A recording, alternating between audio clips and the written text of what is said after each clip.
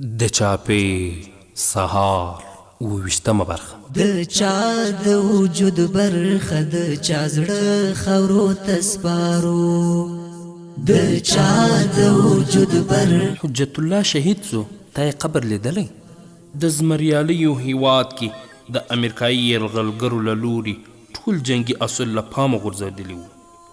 دلته د عملیاتو په مهال په سلګونه کورونه بمبار شول. د زخمی ټاټوبې د نورو سیمو په شان د میدان وردګو ولایت نرخ ولسوالۍ د صدمردي کلي هم د همداسې وحشت درنه څپېړه په مخ وړلې وه چې ساری یې کم تر سترګو کیږي.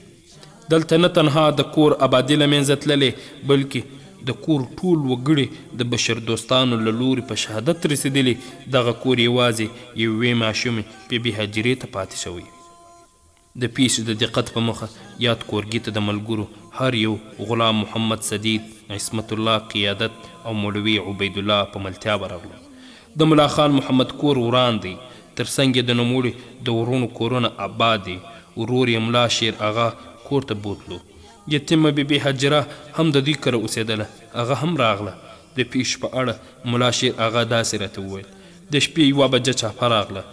لومړی د درنو چاودنو غږ واورېدل شو، وروسته بیا د وړو مرمیو اوازونه اوریدل کېدل. له څه وخت وروسته بیا د الوتکو له لوري دروند بمبار پیل شو. د شپې په 4 بجو د چاپمارو وحشي صفته عسکرو د انتقال په مخه لوی الوتکې ډبډبنې راورسېدلې او خپل عسکر یې پورته کړل. په وینا یې زموږ ورور د چاپې له عسکرو سره د خپل کور د مهمخانې جنګ وکړ. کلیوال ویل 11 امریکایان یې وژلي وو. د پیش په اړه مې بیبي هاجرې ته ویل، په ژړا سوه او د خبرو توان یې له لاسه ورکړ. ما ورته ویل: خورکۍ، دغه کیسه ضرور راته وکړه تر څو ستاسو د کورنۍ سره ترسره شوی ظلم د تاریخ په پاڼو کې پاتې شي. ویلې: کور کې مې زیات غربت و، 4 ورځې کېدلې چې اوړه مو خلاص وو. مازدیګر مې پلارجان هم راغلو، له ځان سره 1 بوجۍ اوړه هم راوړي وو. ډوډۍ مو وخوړه او د ماخستن له لمانځه وروسته موږ ټول په یوه خونه کې ویده شو. د شپې 1 بجه وه، له خواږه خوبه د تیارو شور راویښ کړو.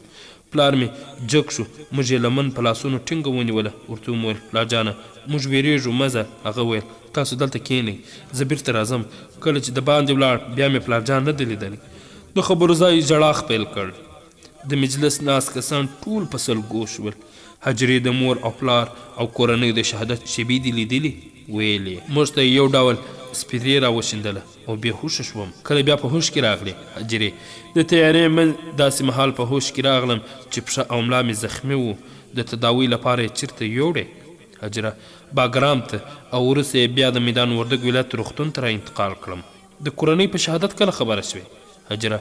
کور ته له 2 میاشتو وروسته راغلم. د مور او پلار پوښتنه مې وکړه. دوی وویل هغه پاکستان ته تللی.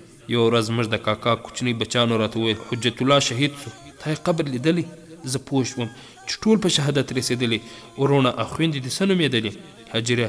ورونه مې حجت الله، وحید الله او انعام الله نومېدل، او خور مې بیا زاهده نومېدله. څوک ډېر یادېږي هجره؟ ټول مې ډېر یادېږي، خو مشر ورور حجت الله جان مې هم زیات یادېږي. مور دې زیاته یادېږي او که پلار هجره؟ پلار مې زیات یادېږي. نور مې له یاد کور داسې مهال خدای پامانۍ واخیسته چې د ملګرو له سترګو اوښکې روانې وې.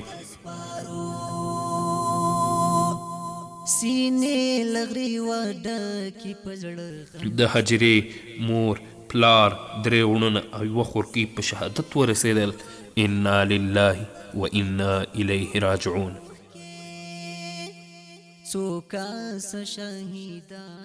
درنو او قدرمنو اوریدونکو، زموږ د زمانې فرعون د حضرت موسی علیه السلام له فرعون هم سخت و. الله تعالی د هغه په اړه فرمایي: یذبحون ابناءکم ویستحیون نساءکم. ستاسې زامن یې حلالول او ستاسې لوڼې یې ژوندۍ ساتلې. زموږ د زمانې فرعون نارینه او ښځینه ټول په شهادت رسول. یرغلګرو د ملکي هیوادوالو په وژلو هم د محکمې میز ته راکش نه سو، بلکې یوازې په بښنه به یې بسنه کوله. آیا دغه جنایت د بښلو دی؟ دا او دې ته ورته محکمې عام بلې دنیاګۍ ته پاتې دی. حسبنا الله. پوچا چې د دې چم ښکلا مریانه وه بې حده، په وینو باندې رنگ د نن هغه خاورو ته سپارو په وینو باندې رنگ د نن هغه خاورو ته سپارو د چا د وجود برخه د چا زړه خاورو ته سپارو د چا د وجود برخه د چا زړه خاورو ته سپارو یو ګل د شهادت په خوب وي